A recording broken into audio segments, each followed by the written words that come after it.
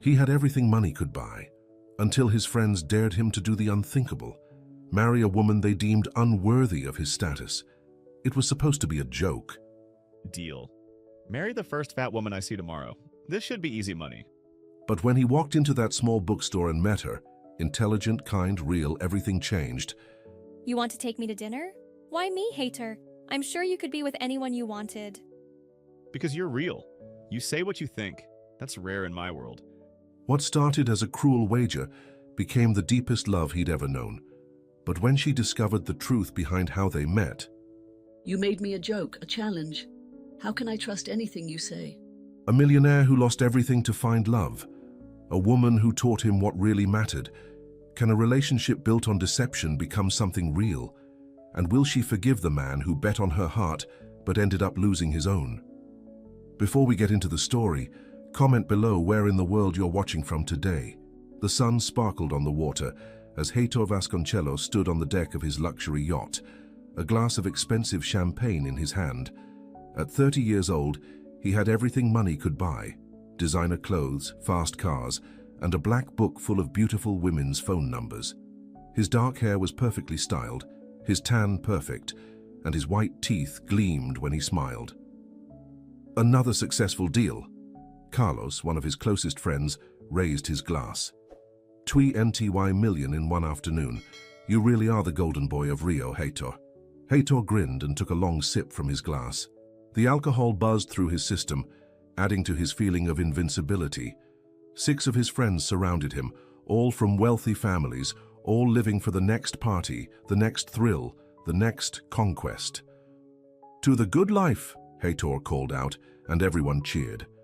The party continued as the yacht cruised along the coastline.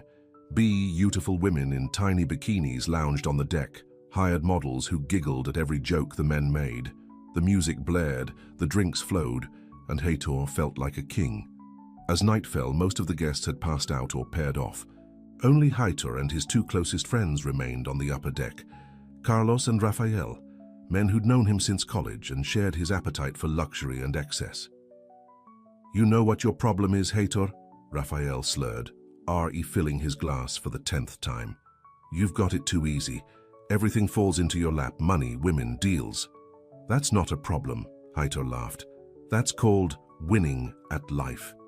Carlos leaned forward with a mischievous gleam in his eye. "But where's the challenge? When was the last time you did something difficult, something that tested you?" Heitor shrugged.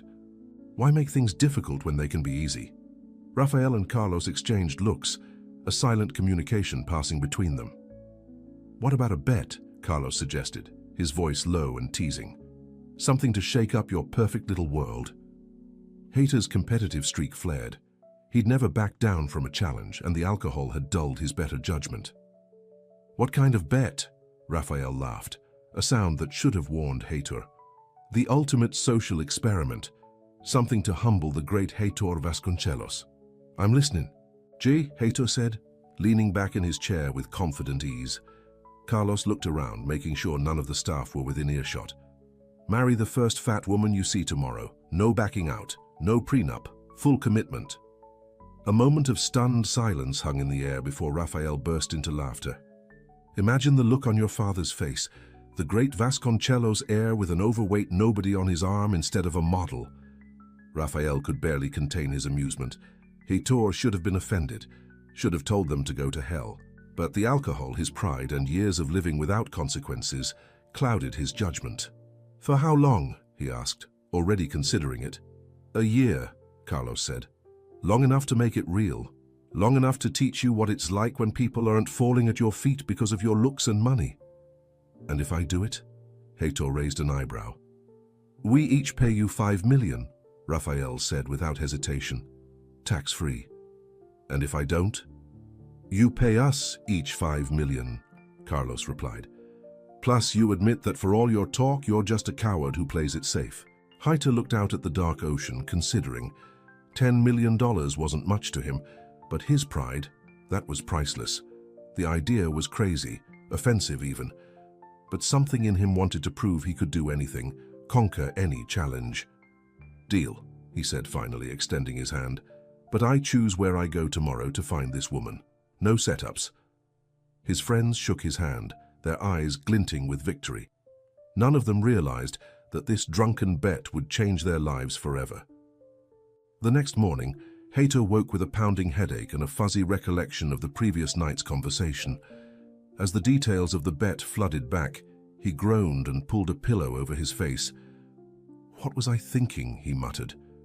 For a moment, he considered calling Carlos and Rafael to cancel the whole thing, but his phone buzzed with a text from Carlos. "Clock's ticking, lover boy. 24 hours to find your bride. We're watching." Hator cursed and dragged himself out of bed. Fine. He'd go through with it, at least the finding part. He could always back out before actually marrying anyone. The money meant nothing, but his reputation as a man who never backed down from a challenge meant everything. After a shower and 3 aspirin, Hator dressed casually in jeans and a simple button-down shirt. Still designer, but not flashy. He didn't want to draw attention to himself today. He decided to drive himself rather than call his driver, taking his least conspicuous car, a modest BMW. He drove to an old neighborhood he rarely visited, full of small shops and cafes. The kind of place his friends would never look for him. He'd find some woman, flirt a little, maybe take her to dinner, then figure out how to get out of the actual marriage part later. Hator parked and walked aimlessly, passing a few people, but no one who fit the bet's requirements. Then he saw a small bookstore tucked between a cafe and a vintage clothing shop. Something about its quaint appearance drew him in, perhaps the perfect hiding place from his usual world. A bell tinkled as he pushed open the door. The smell of old books and fresh coffee filled the air. The store was empty, except for a woman behind the counter, her head bent over a book. She wore an oversized purple cardigan that did little to hide her full figure. Her brown hair fell in waves around her face, and large glasses kept sliding down her nose as she read. Hater froze. There she was, the woman from the bet. His first instinct was to turn and leave, find someone else, anyone else, but something stone-peed him. Perhaps it was curiosity or the peaceful atmosphere of the store, so different from his chaotic life.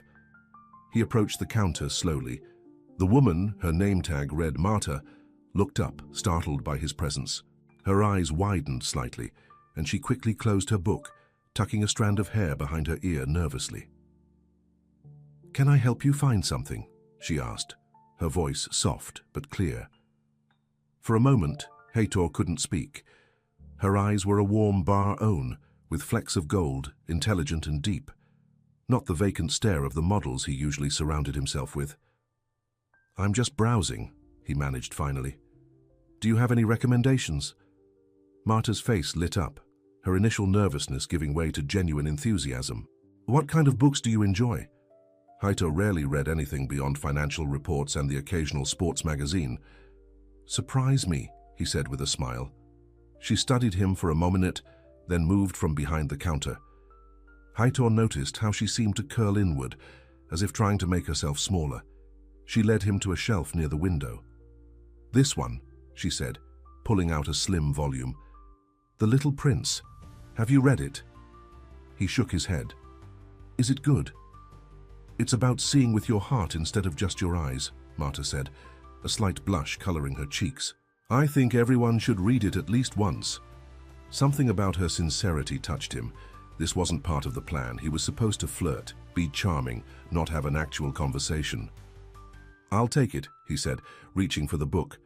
Their fingers brushed and Marta quickly pulled her hand away, the blush deepening on her face. As she rang up his purchase, Hator found himself watching her movements, the gentle way she handled the book, how she tucked her hair behind her ear when nervous, the way she bit her lower lip in concentration. "Do you work here every day?" he asked casually. "Most days," she replied. "I'm also finishing my literature degree." "Literature," he repeated, genuinely curious. "What do you plan to do with that?"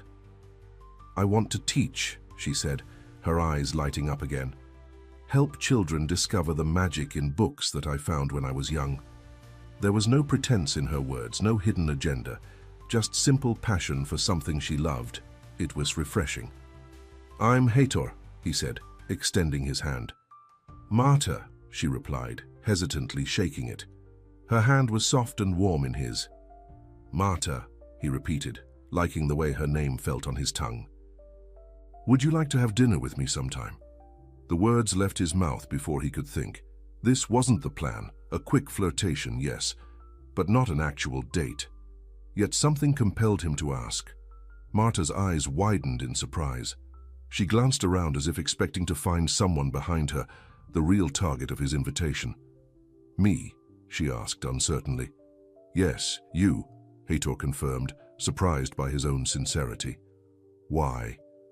The question was so direct, so unlike the women he usually asked out, who would have immediately said yes without questioning his motives. "Because I'd like to get to know you better," he said, finding truth in the words even as he spoke them. Marta studied him, suspicion and hope battling in her expression. "Is this some kind of joke?" The question hit too close to home, making guilt twist in his stomach. But looking at her now, the bet seemed distant, unimportant. "No joke," he said firmly. "Just dinner. If you don't enjoy it, you never have to see me again." After a long moment, Marta nodded.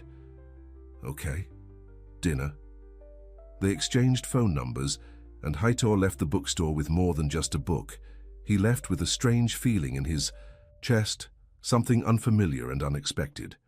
As he drove home, his phone buzzed with a text from Rafael. "Any luck finding Mrs. Vasconcelos? Clock's ticking." Heitor ignored the message. For the first time in years, his mind wasn't on his friends, his money, or his image. Instead, he kept seeing warm brown eyes and a smile that seemed to come from somewhere genuine. What had started as a cruel joke now felt like something else entirely, something he didn't fully understand but wanted to explore. The bet that had seemed so important last night now felt hollow and mean-spirited. As he pulled into his driveway, Heitor looked at the book sitting on the passenger seat. The Little Prince, a children's book that a kind woman with intelligent eyes thought everyone should read. "See with your heart instead of your eyes," he murmured to himself, wondering if perhaps it was time he learned how. Heitor spent the next day in a strange mood. He ignored 3 calls from Carlos and 2 from Rafael. Instead, he sat in his luxurious penthouse apartment, The Little Prince open on his lap, reading the simple story that somehow felt deeper than anything he'd encountered in years. When evening approached, he found himself taking unusual care with his appearance, not to impress as he usually did, but to look approachable. He chose a casual button-down shirt and jeans instead of high-S usual designer suits. He even drove himself to the restaurant rather than calling his driver. He'd chosen a small Italian place, nothing like the exclusive clubs and restaurants he usually frequented. No paparazzi, no social climbers looking to be seen with him. Just a quiet place with good food where they could talk. Marta was already waiting when he arrived, standing nervously outside the restaurant. She wore a blue dress that complemented her curves other than hiding them, though she still had her oversized cardigan wrapped around her shoulders like armor. Her hair was loose, framing her face, and she'd replaced her usual large glasses with a more stylish pair. "You look beautiful," Heitor said as he approached, surprised to find he meant it. Marta blushed. "Thank you. I almost didn't come." "Why not?" he asked, opening the door for her. "Because men who look like you don't usually ask out women who look like me," she said with unexpected directness. "Not unless they want something or it's some kind of joke." Guilt twisted in Heitor's stomach, but he pushed it aside. "Well, I'm glad you decided to take the chance." Inside, the restaurant was warm and inviting. The waiter led them to a corner table lit by candles. Heitor watched as Marta took in her surroundings, her eyes bright with appreciation rather than calculation. "Have you been here before?" he asked. She shook her head. "No, I usually can't afford places this nice on a bookstore salary." Her honesty was refreshing. The women he typically dated would never admit to something like that, too busy pretending they lived glamorous lives even when they didn't. "Well, I hope you like Italian food," he said with a smile. "I love it," she replied. "Though my grandmother would say it's not as good as hers. She's Italian, came to Brazil as a young woman." "Tell me about your family," Heitor said, surprised by his genuine interest. As they ordered and began to eat, Marta told him about her grandmother. who raised her after her parents died in an accident when she was young. She spoke of growing up in a small apartment filled with books, the smell of her grandmother's cooking, and the struggle to pay for her education. "What about you?" she asked finally. "What's your family like?" Heitor rarely talked about his family beyond their wealth and connections, but something about Marta's openness made him want to reciprocate. "My father built his fortune in real estate," he began. "He was always working, rarely home. My mother was more interested in social events than raising children. I have an older sister who lives in Europe. We're not close." "That sounds lonely," Marta said softly. The simple observation hit Heitor like a punch to the gut. Lonely. Yes, that was exactly what it had been, though he'd never admitted it before, even to himself. "I had everything money could buy," he said with a shrug. "Private schools, vacations around the world. But not a family dinner where your grandmother scolds you for not eating enough," Marta said with a gentle smile. Heitor laughed. "No, definitely not that." The conversation flowed easily after that. Heitor found himself telling Marta things he'd never shared with anyone. How? He'd wanted to study architecture before his father pushed him into business. His secret love of old movies, his discomfort with the shallow social scene he'd become part of. When dessert arrived, Heitor realized with shock that 3 hours had passed. He couldn't remember the last time he'd spent 3 hours just talking to someone. "I finished your book," he said, as they shared a tiramisu. Marta's eyes lit up. "The Little Prince.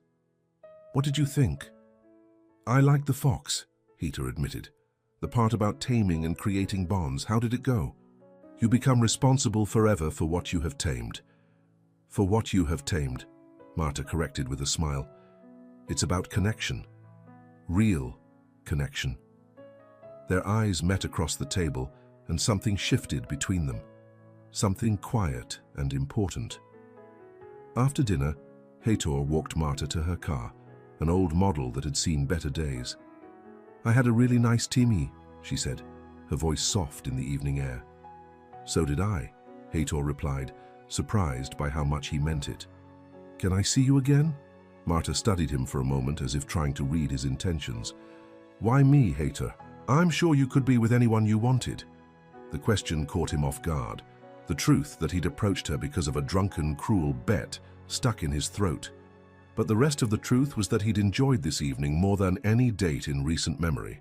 "Because you're real," he said finally. "You say what you think, you care about things that matter. That's rare in my world." She smiled then, a smile that transformed her face and made something warm bloom in Heitor's chest. "Okay," she said, "you can see me again." Before he could think better of it, Heitor leaned down and kissed her cheek gently. "Good night, Marta." As he drove home, his phone buzzed insistently. He finally answered when he saw it was Carlos calling for the 5th time. "Where have you been?" Carlos demanded. "We've been trying to reach you all day. Have you forgotten about our bet?" The mention of the bet made Heitor's good mood evaporate. "I haven't forgotten." "Well, any progress?" "The 24 hours are almost up." Heitor thought of Marta, her smile, her honesty, the way she saw the world. Using her for this bet suddenly seemed unthinkable. "I'm handling it," he said shortly. "I'll talk to you tomorrow." He hung up before Carlos could respond. For the first time in their friendship, Heitor didn't care what Carlos or Rafael thought. Something more important was happening, something he didn't fully understand yet. Over the next 2 weeks, Heitor saw Marta almost every day. He visited her at the bookstore, bringing lunch or coffee. They went to movies, museums, and once to a street fair where Marta knew all the local vendors by name. Each time they met, Heitor found himself caring less about his usual world, the exclusive parties, the business deals, the shallow friendships. Instead, he discovered simple pleasures, watching Marta's face as she talked about her favorite books, walking hand in hand through a park, sharing stories from their childhoods. His friends noticed the change. During a business lunch with Carlos and Rafael, they confronted him. "You've been avoiding us," Rafael accused. "And rumor has it you're spending time in that old neighborhood with some nobody from a bookstore." "Her name is Marta," Heitor said, his voice hard. "And yes, I've been seeing her." Carlos leaned forward, a sly smile on his face. So you're really going through with it? I have to admit, I didn't think you had it in you. When's the wedding? The casual cruelty in his friend's voice made Heitor's stomach turn. These were the people he'd spent years with, laughing at others, judging everyone who wasn't part of their exclusive circle. This isn't about the bet anymore, Heitor said quietly. Rafael and Carlos exchanged surprised looks. Don't tell me you actually like this woman? Rafael laughed. Come on, Heitor. We know you. You date supermodels and actresses, not overweight bookworms. Heitor stood up abruptly, throwing his napkin on the table. You don't know anything about her, or me, apparently. He left them sitting there, ignoring their calls as he walked out of the restaurant. The bet that had seemed like harmless fun now felt like a weighing around his neck. Marta deserved better than to be part of such a cruel joke. That evening, he took her to dinner at a small restaurant near her apartment. Afterward, they walked through her neighborhood, Marta pointing out places from her childhood. My grandmother and I used to get ice cream there every Sunday, she said, pointing to a small shop with colorful awnings. And I had my first job at that grocery store when I was 16. Heitor watched her face as she spoke, the way her eyes lit up with memories. He realized with startling clarity that he was falling in love with her, not because of a bet, not despite her appearance, but because of who she was. When they reached her apartment building, a modest structure with window boxes full of flowers, Heitor took her hands in his. Marta, he began, then hesitated, unsure how to continue. She looked up at him, her eyes questioning. What is it? I need you to tell you something, he said, his heart pounding. He had to confess about the bet, clear the air before things went any further, but the words stuck in his throat. What if she never forgave him? What if he lost her before he had a chance to show her how much she'd changed him? You can tell me anything, she said, squeezing his hands gently. Heitor looked into her trusting eyes and couldn't do it. Not yet. Not when everything between them was still so new and fragile. Instead, he leaned down and kissed her softly on the lips. It wasn't their first kiss, but it felt different somehow. More meaningful, more real. I just wanted to say, he murmured as they broke apart, that meeting you is the best thing that's happened to me in a long time. Marta smiled, her eyes shining in the streetlight. I feel the same way, though I still keep waiting to wake up from this dream. It's not a dream, Heitor assured her, kissing her again. I'm right here and I'm not going anywhere. As he drove home later that night, Heitor made a decision. He would tell Carlos and Rafael that the bet was off. He would pay them the money if necessary, but he wouldn't continue this deception. Marta deserved the truth and he would tell her everything, after he'd proven to her that his feelings were real. What he didn't know was that his friends had already set events in motion that would threaten everything he and Marta had built together. The next morning, Carlos and Rafael met at their usual cafe. He's actually falling for her, Carlos said, still shocked by the revelation. Can you believe it, Heitor Vasconcelos, in love with some fat nobody from a bookstore? Rafael stirred his coffee thoughtfully. We can't let this continue. What if he actually marries her? It would ruin everything. What do you care who he marries? Carlos is ked. Rafael leaned forward, lowering his voice.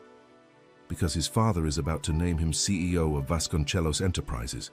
If Heitor shows up with this woman on his arm, old man Vasconcelos might reconsider.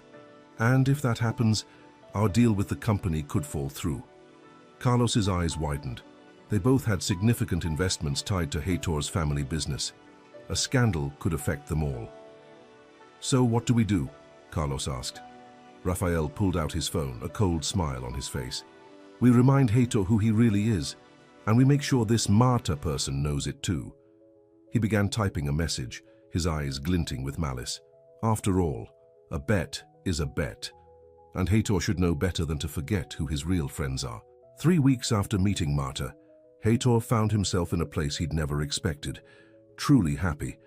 The superficial pleasures that had once defined his life, exclusive parties, expensive cars, model girlfriends, now seemed hollow compared to evenings spent talking with Marta in her small apartment, cooking dinner together, or simply walking through the city hand in hand.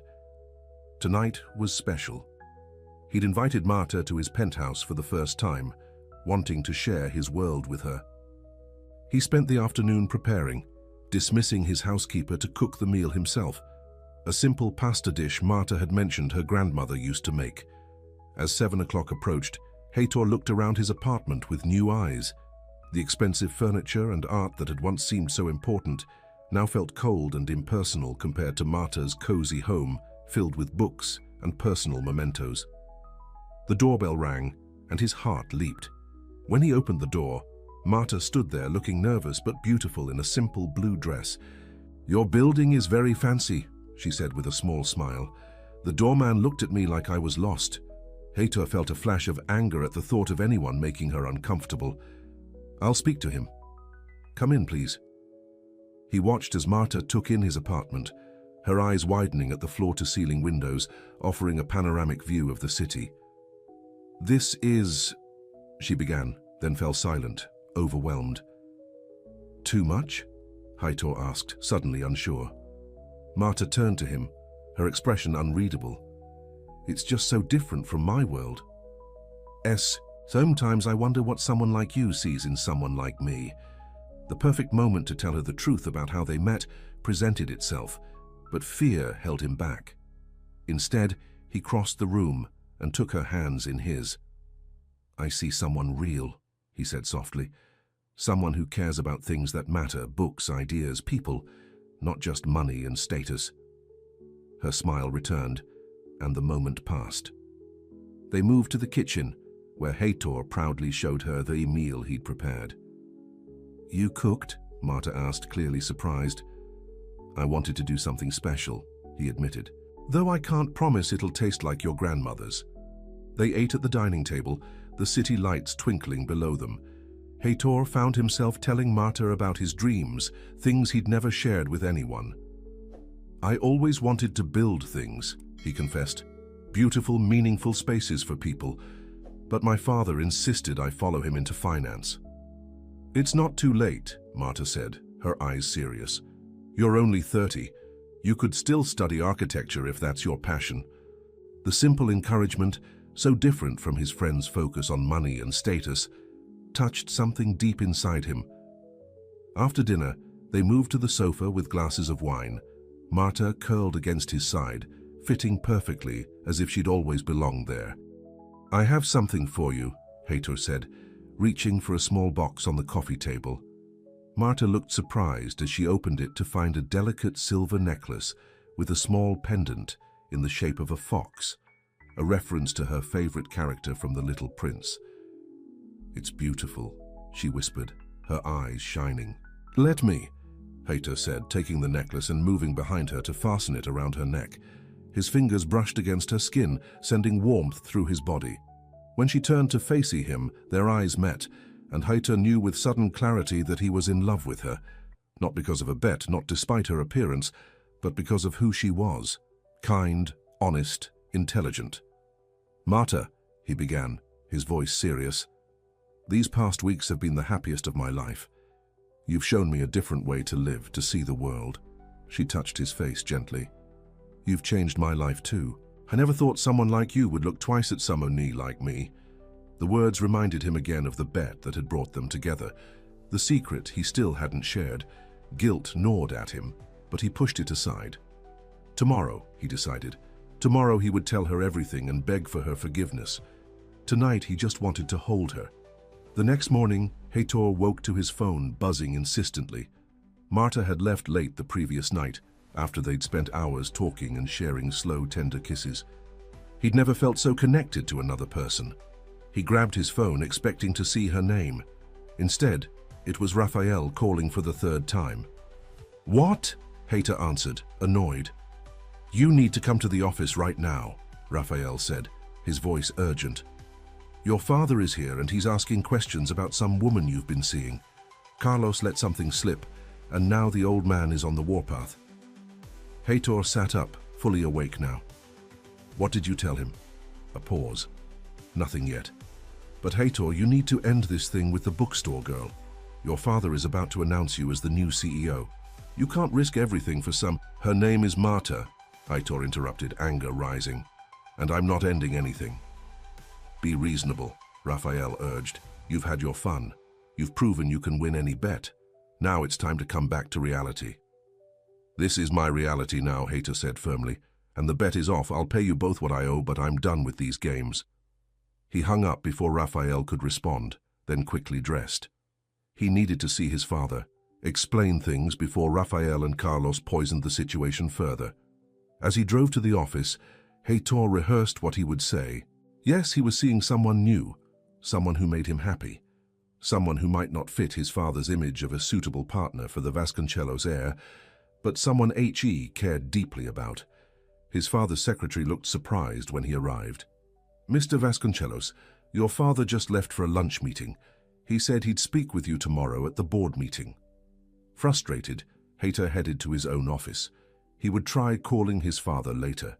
For now, he had more pressing concerns, namely telling Marta the truth before someone else did. He was about to call her when his phone buzzed with a text message from an unknown number. When he opened it, his blood ran cold. It was a screenshot of a group chat between him, Carlos and Raphael from the night of the yacht party, clearly showing the details of their cruel bet. Beneath it was a simple message. Thought your girlfriend might find this interesting. Panic surged through him. Someone, likely Carlos or Raphael, had sent this to Marta. He immediately dialed her number, but it went straight to voicemail. Marta, please call. Me, he said urgently. I need to explain something. It's not what it looks like. Please, just give me a chance to talk to you. He tried again and again as he drove to the bookstore, each call going unanswered. When he arrived, the elderly owner informed him that Marta had called in sick. She never misses work, the woman said, eyeing him suspiciously. You wouldn't happen to know anything about that, would you? Hator drove to Marta's apartment next, his heart pounding. He rang the bell repeatedly, but no one answered. A neighbor finally emerged, annoyed by the noise. If you're looking for Marta, she left about an hour ago, the woman said. Had a suitcase with her. Looked like she'd been crying. The words hit Hator like a physical blow. Marta was gone, believing the worst of him, and rightfully so. The bet might have brought them together, but he'd had weeks to tell her the truth and had chosen not to out of cowardice. He spent the rest of the day trying to reach her, calling her phone, checking places they'd visited together, even contacting her university. No one had seen her or knew where she might have gone. By evening, exhausted and desperate, he returned to his apartment. The place that had felt so warm and right with Marta in it now seemed cold and empty. He poured himself a drink, then another, drowning in regret and self-loathing. His phone rang, Carlos calling. Hator answered, fury replacing despair. What did you do? He demanded. Calm down, Carlos said smoothly. We did you a favor. This thing with the bookstore girl was getting out of hand. You were forgetting who you are. You had no right, Hator growled. You've ruined everything. Don't be dramatic, Carlos replied. She wasn't right for you anyway, think about it. What would happen when she met your father? Your business associatus? She doesn't belong in our world, Hator. No, Hator said quietly. She belongs in a better one. He hung up and blocked both Carlos and Raphael's numbers.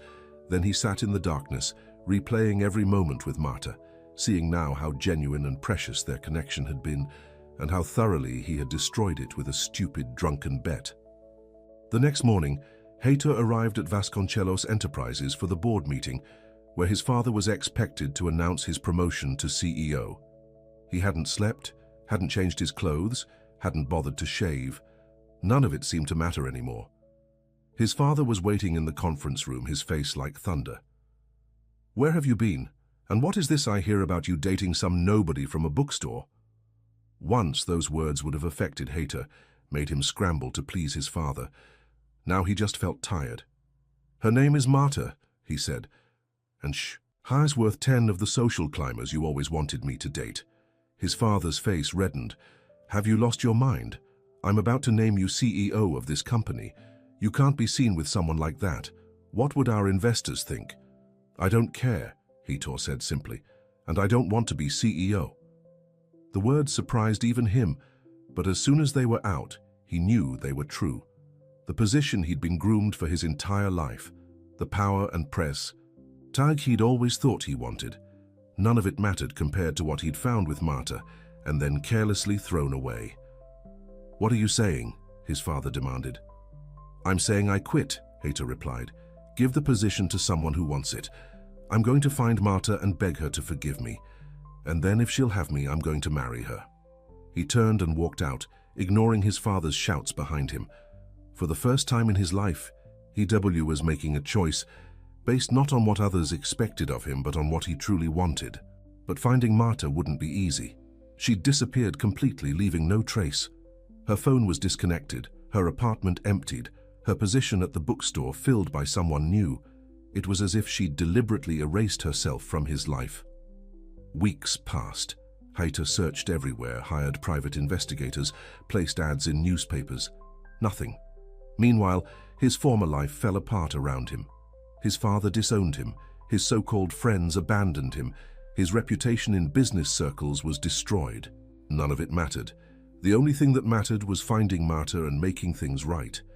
After 3 months of searching, Hater was about to give up hope when a small package arrived at his apartment. Inside was The Little Prince, the copy he'd bought from Marta the day they met, and a postcard showing a smile coastal town several hours from the city. There was no note, no return address, but it was enough. A clue. A chance. The next morning, Haitor packed a bag, got in his car, and drove toward the coast, toward the small town in the picture, toward the possibility of redemption and a second chance with the woman who had changed his life forever. What he would say when he found her, if he found her, he didn't know.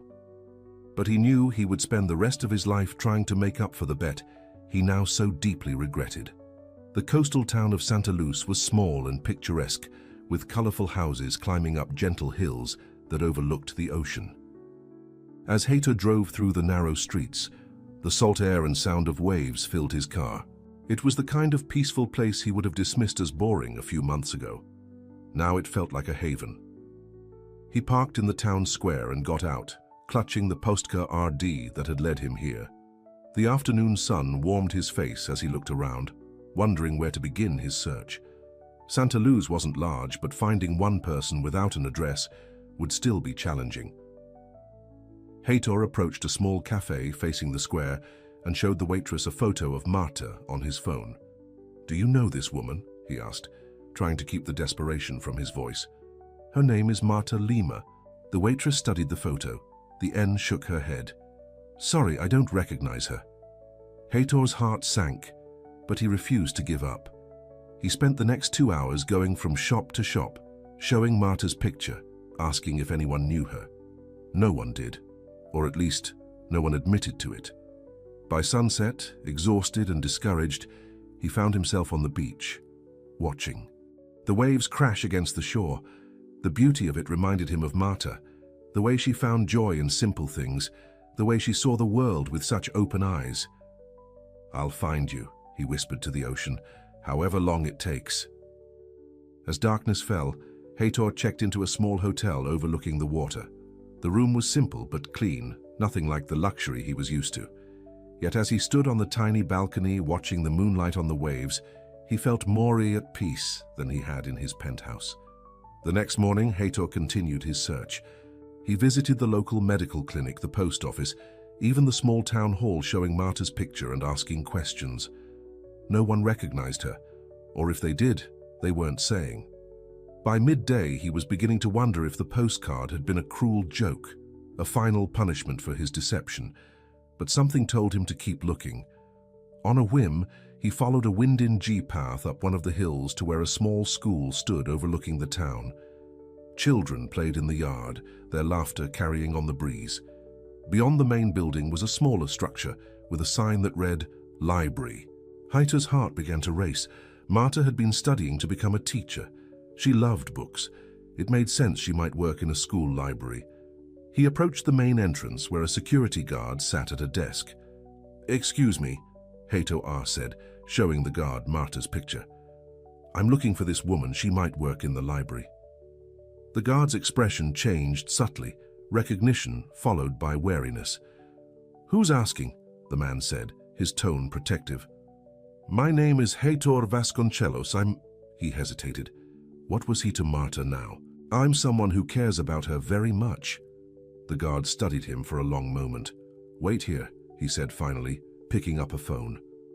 Heitor stood nervously as the guard spoke quietly into the receiver, occasionally glancing his way. After what seemed like an eternity, the guard hung up. Library's at the end of that path, he said, pointing. Ms. Lima says she'll give you 5 minutes. Heitor's heart leaped. She was here. She would see him. It was more than he dared to hope for. He followed the path to the small library building, his legs feeling unsteady. Through the windows he could see shelves of books and colorful reading nooks. And then, standing in the doorway, Marta. She looked different, stronger, more confident. Her hair was shorter, framing her face in soft waves. She wore a simple dress that embraced her curves rather than hiding them. But it was her eyes that had changed the most, still warm and intelligent, but now guarded, especially as they fixed on him. Marta, he said, her name a prayer on his lips. 5 minutes, Heitor, she said, her voice cool. That's all I'm giving you. She led him inside to a small office at the back of the library, closing the door behind them. Books lined the walls, and a desk covered with papers stood in the center. This was her space, her new life, a life that didn't include him. How did you find me? She asked, crossing her arms. The book, the postcard.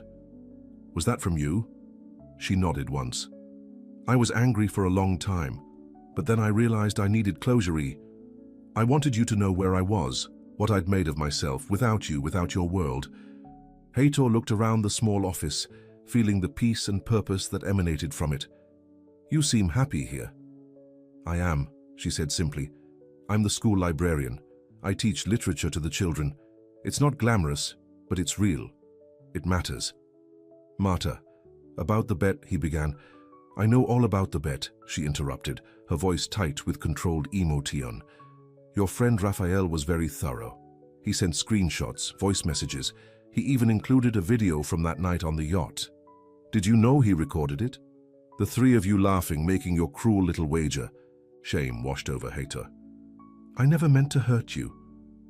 But you did, she said quietly. You made me a joke, a challenge, a way to prove something to your friends. At first, yes, he admitted, forcing himself to meet her eyes. But Marta, everything changed the moment I really saw you. The bet stopped mattering. What we had, what we built together, that was real. How can I believe that? She asked. How can I trust anything you say? Heitor took a deep breath. I left everything behind to find you. My position at my father's company, my friends, my old life. None of it meant anything without you. Marta's expression remained skeptical. So I'm supposed to believe you've changed? That the man who made a bet to marry the first fat woman he saw is now what? In love with me? Yes, Heitor said simply. I am in love with you. I love your kindness, your honesty, the way you see the world. You showed me what really matters, Marta.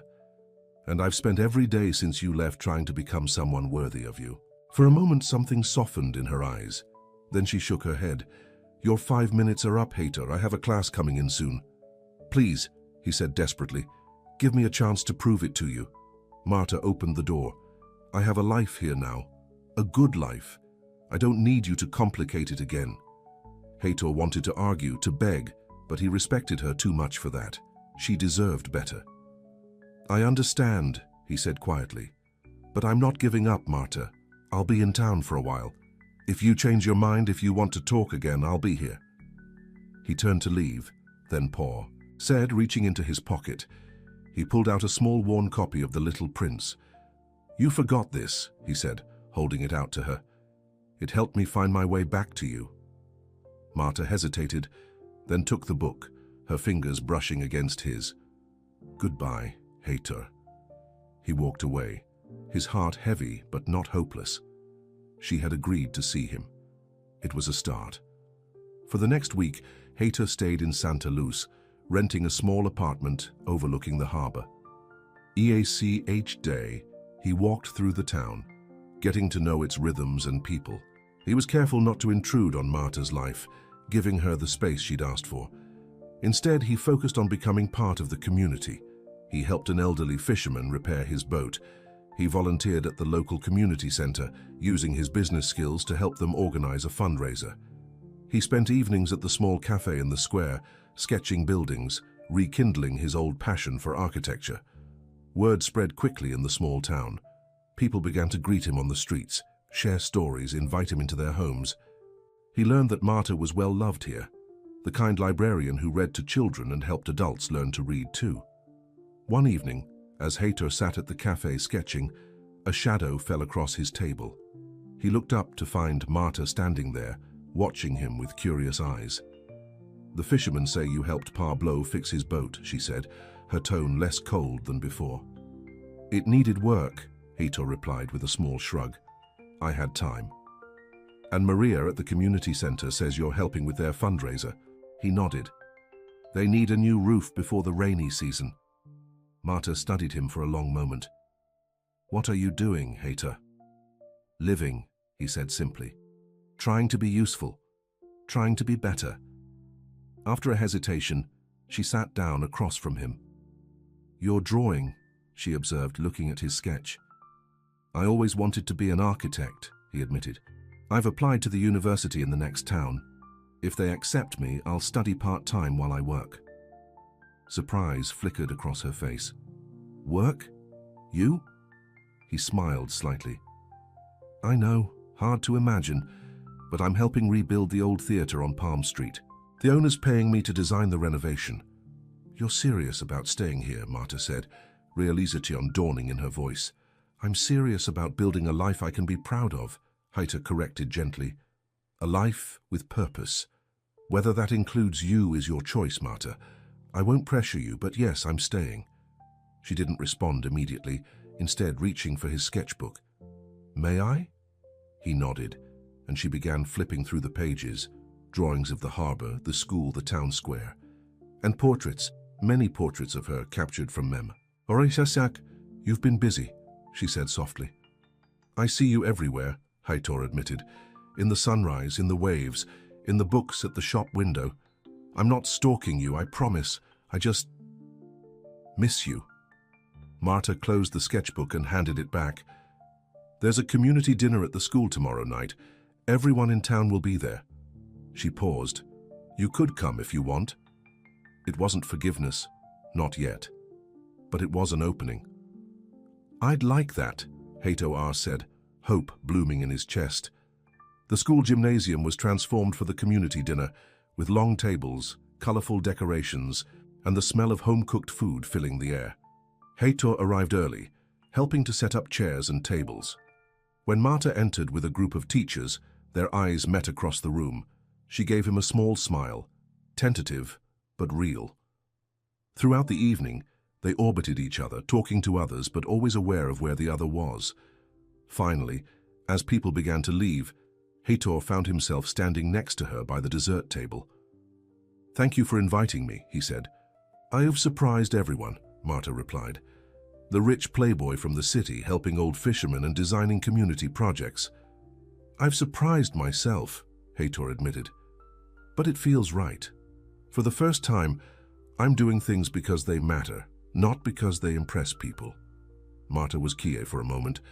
"I walk on the beach sometimes after dinner, the path by the lighthouse." It was an invitation. Heitor's heart raced. "I've seen it. Beautiful view." "Yes," she said simply, then walked away to help clean up. Later that night, Heitor found himself on the beach path, the lighthouse beam sweeping over the water in steady rhythm. The moon was full, silvering the waves, and there, standing at the edge of the water, was Marta. He approached S.L. Owley, giving her time to see him, to change her mind if she wanted. "I didn't think you'd come," he said when he reached her side. "Neither did I," she admitted, looking out at the ocean. "But I've been thinking about what you said, about building a life you can be proud of. And I'm wondering if people can really change," she said, turning to face him. If the man who made that bet can truly become someone different. Heitor took a deep breath. I can't erase what I did, Marta. I was shallow, cruel, thoughtless. I saw people as things to be used or judged, but loving you changed me. Losing you changed me more. Love, she repeated skeptically. You keep using that word. Because it's true, he said simply. I love you, Marta. Not because of a bet, not despite how you look, but because of who you are, your kindness, your strength, your heart. In the moonlight, he could see tears shining in her eye. So I want to believe you, she whispered. But I'm scared. Heitor gently took her hand. I know, and I'll spend as long as it takes earning back your trust. One day at a time. She didn't pull away. Instead, she laced her fingers through his. I missed you too, she admitted. Even after everything, I missed you. It wasn't forgiveness, not completely, but it was a beginning. Over the next few months, Heitor and Marta rebuilt their relationship slowly. He respected her boundaries, never pushing for more than she was ready to give. They talked, really talked about the bet, about his old life, about the hurt he'd caused. Heitor held nothing back, answering every question with complete honesty. His application to architecture school was accepted, and he began taking classes while continuing to work on the theatre restoration. His designs earned praise from his professors and the community.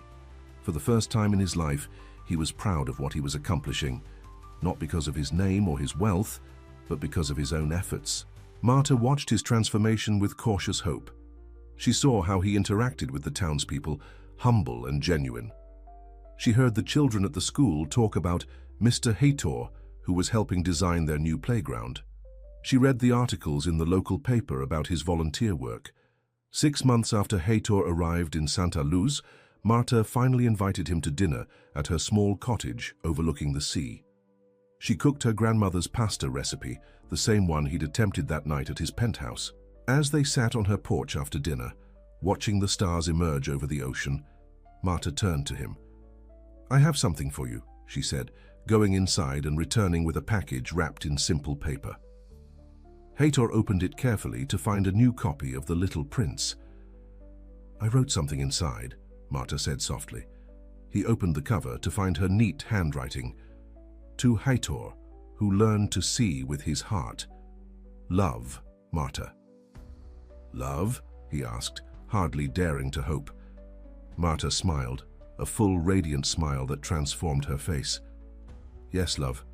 I fought against it. I tried not to. But watching you these past months, the way you've changed, the man you've become, how could I not love you? Heitor gently set the book aside and took her hands in his. Marta Lima, I started this journey because of a stupid bet I'll regret for the rest of my life. But I'm ending it with the most valuable thing I've ever found, your love. I promise to spend every day making sure you never regret giving me this second chance. I believe you, she said simply, and when she leaned forward to kiss him, it felt like coming home.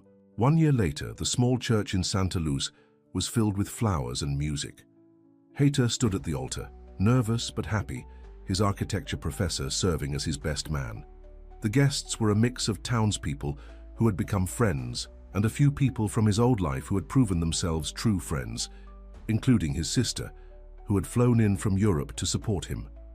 When the music changed and Marta appeared at the back of the church, Heitor's breath caught in his throat. She was radiant in a simple white dress that embraced her curves. Her face glowed with happiness, and when their eyes met, the rest of the world seemed to fade away. As she walked toward him, Heitor reflected on the journey that had brought them here. A cruel bet made in drunken arrogance had led him to the greatest love of his life. He had lost everything he once thought important, wealth, status, his father's approval, and gained everything that truly mattered, purpose, community, and the love of a woman who saw the best in him even when he couldn't see it himself. When Marta reached him and took his hands, Heitor whispered, "You are the best thing that ever happened to me." "I know," she replied with a smile, squeezing his hands, "and don't you forget it." Later, at the reception in the town square, as they danced under strings of lights with the ocean breeze cooling the summer evening, Marta rested her head on Heitor's shoulder. "Happy?" he asked, holding Hater close. Very, she replied, though I'm still not sure I believe this is real sometimes. It's real, he assured her, and it's just the beginning. As the music played, and their friends celebrated around them, Hater silently thanked whatever twist of fate had led him to that small bookstore on that fateful day. The bet he'd made was the worst decision of his life, and the best thing that ever happened to him, because it had led him here, to this moment, to this woman, to this love that had changed everything. In the end, they had both won something far more valuable than any wager. They had found each other, and in doing so, had found themselves.